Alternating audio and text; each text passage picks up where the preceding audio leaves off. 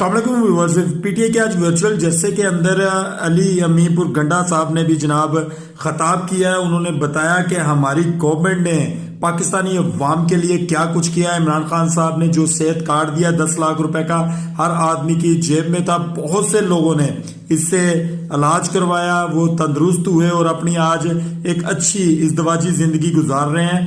وہ کہتے ہیں کہ ہماری گورنمنٹ جو ہے وہ بہت زیادہ سٹرگل کر رہی تھی، ہمارا جو جی ڈی پی گروتھ تھی وہ بھی اچھی ہو چکی تھی، وہ ہم پاکستان کو ایک صحیح سمت کی طرف لے جا رہے تھے، لیکن اچانک جناب جو ہوا وہ سب کے سامنے ہے۔ ایک سائفر آتا ہے، اس سائفر کے تھرو جو ہے وہ عمران خان صاحب کی گورنمنٹ کو ایک ایسی 13 جماعتوں نے مل کر گرا دیا جن کو عوام منہ تک نہیں لگانا چاہ رہی تھی۔ بلکہ آج آپ کو یہ بات بخوبی پتہ ہوگی کہ 8 فیبروری کو ہونے والے الیکشنز کے اندر بھی عوام ان کو ووٹ نہیں ڈالے گی۔